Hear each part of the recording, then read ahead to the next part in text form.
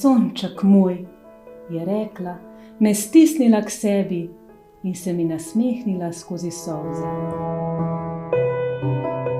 Avtorica knjige Majhna sem bila je Ivanka Korošec, ki se je rodila v Lescah. Saj ne, je odvrnila mama. Iti je treba naprej, vedno naprej.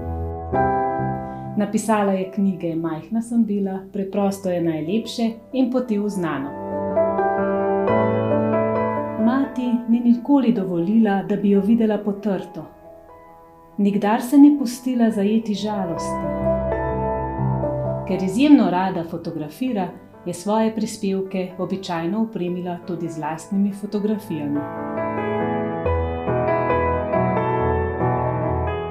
Iz vsega sem razbrala samo to, da je mama nesrečna, da prestaja strašno žalost in vleklo me je, divje me je vleklo k njej.